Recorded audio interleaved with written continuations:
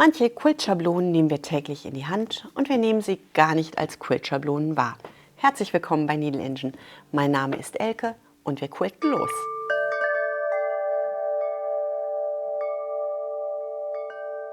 Hier habe ich einen fertigen Quilt und ich möchte Federn quilten. Meine Feder möchte ich wie Flügel auf dieses Windraddreieck setzen. Zunächst einmal quilte ich einmal um ein Dreieck herum. Das mache ich zum einen, um meinen Quiltplatz zu sichern. Das mache ich zum anderen, um später Wanderstiche zum nächsten Motiv zu finden. Das mache ich aber auch, um ein Gespür dafür zu kriegen, wie verhält sich mein Quilt, wenn ich dieses Stück Stoff schiebe. Diese Mittelnaht, die mein Dreieck hat, das wird die Mittelnaht für meine Feder. Ich zeichne diese Mittelnaht aber noch gar nicht vor, so, sondern ich starte. Ich sehe sie ja, ich brauche sie mir gar nicht vorzeichnen, sondern ich starte direkt an dem unteren Punkt. Und hier komme ich einmal in so einer U-Bewegung hoch und ändere das Ganze in einen Tropfen. So. Stellt euch vor, ihr habt hier einen Kreis. Und von diesem Punkt aus wandert ihr schräg zu dem Kreis. Ihr umrundet den Kreis 2/3 und ihr fahrt von der Umrundung wieder zurück. Das ist, was ihr macht. Ihr umrundet einen Kreis und fahrt wieder zurück. Und, hoppala, und dieses Mittelstück, das spart ihr aus. Und das Ganze macht ihr mit einer weichen Bewegung. Wenn ihr euch das an diesem Dreieck hier vorstellt, wir haben einen Kreis, der nächste Kreis ist größer und schließt ziemlich gut an. Der nächste wird wieder größer. Unsere Kreise berühren sich und wir treffen das Ende. Ein größerer Kreis und der letztmögliche Kreis. Und wenn wir das so gezeichnet haben, können wir mit unserem Faden einfach herumwandern. Bis zur Mitte, wir wandern hoch, wir kommen in den nächsten Kreisbogen. Der schließt hier ganz natürlich an. Wir wandern zurück, hier schließt der neue Kreisbogen an. Wir greifen den Kreisbogen auf, wir wandern den Kreisbogen weiter und fahren zurück. Und erneut wandern zum Kreis, quilten den Kreis, bis wir auf den unteren Kreis treffen, wandern zurück zum oberen Kreis und quilten hier einmal um unseren Kreis herum zur Mitte. Wenn wir jetzt unsere Kreise wegnehmen, haben wir unser Tropfenmotiv. Jetzt wäre es praktisch, wir hätten kleine Kreisschablonen. Und diese Kreisschablonen, die wir hier jetzt bräuchten, die hat jeder von uns. Und zwar im Portemonnaie.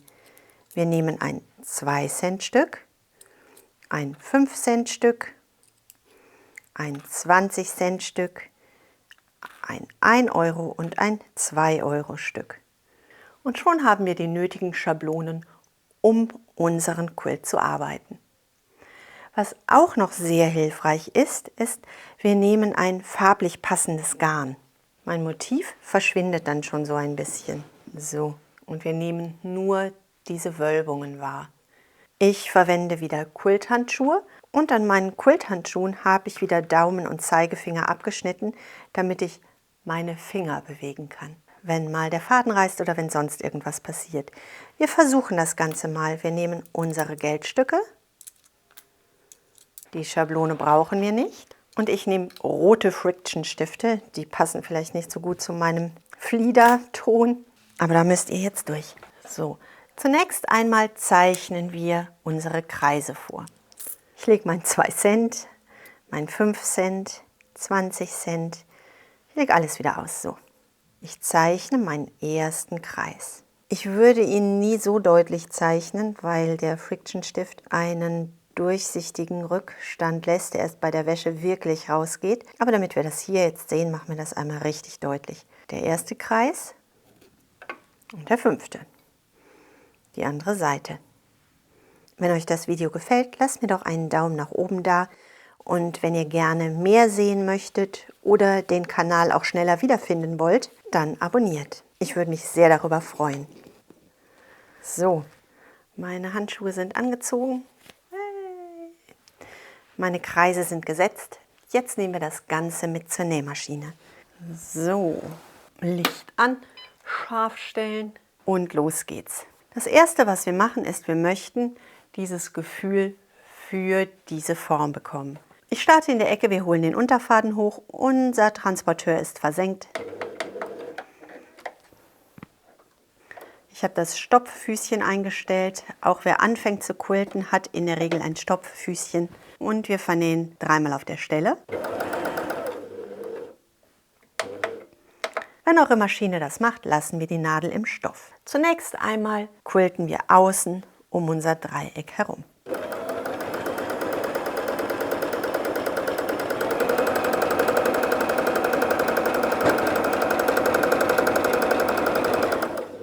Und immer wieder sortieren wir dabei den Stoff, dass er so liegt, so dass wir gut greifen können. Dass wir wirklich unser Motiv im Fokus haben.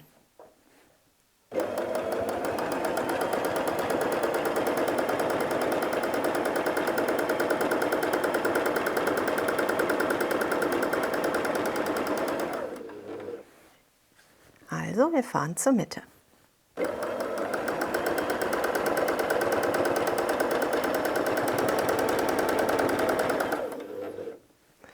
Mein Dreieck habe ich noch nicht komplett umrundet. Ich kann mal meine Wanderfäden hier, meine Startfäden abschneiden. Ich wandere also nochmal zum Außenpunkt. Ich möchte das ganze Dreieck einmal wahrnehmen.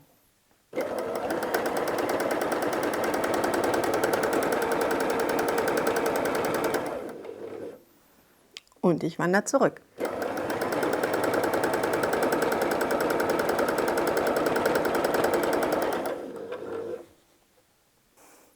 Jetzt bin ich an dem oberen Punkt gelandet. Ich möchte aber hier anfangen. Also kann ich dann, wenn ich doch oben bin und ich möchte hier anfangen, doch schon einmal die Linie nähen. Würde ich hier anfangen, würde ich mir das sparen.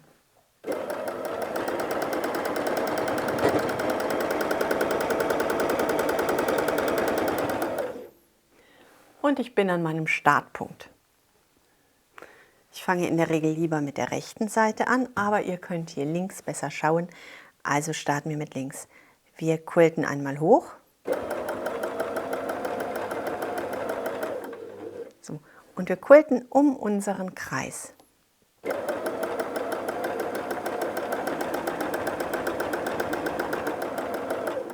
Zwei Drittel. Und wir wandern nach unten. Wir wandern wieder hoch.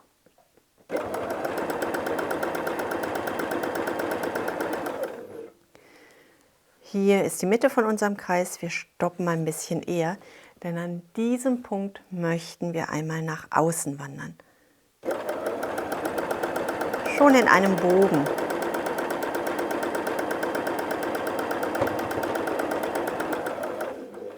Und wir wandern unseren Kreis entlang, bis wir auf der unteren Linie bleiben. Und wir wandern zurück.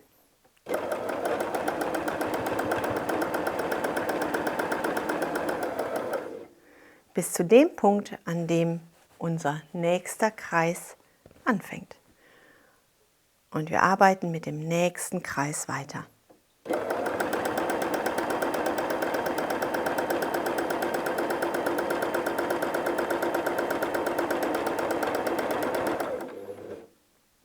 Und wir sind wieder in der Mitte. Wir wandern hoch.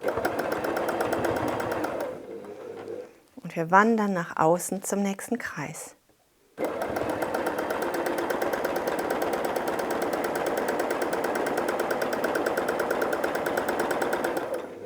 Bis zu unserem Treffpunkt.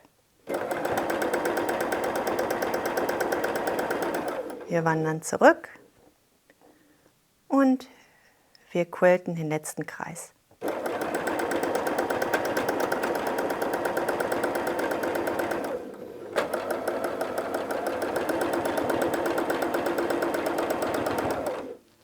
und wir wandern wieder nach unten.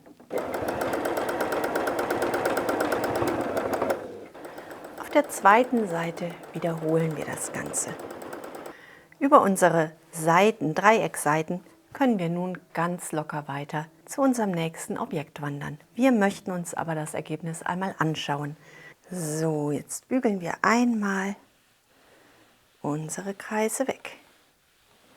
Und so schaut das Motiv nun aus. Ich hoffe, euch hat das Video gefallen. Für ein Abo und für einen Daumen nach oben wäre ich euch sehr dankbar und ihr würdet mir eine große Freude damit machen. Ich wünsche euch eine wunderbare Woche, bleibt gesund und glücklich und denkt daran, was immer auch passiert, einfach weiter quilten. Bis zum nächsten Mal. Tschüss!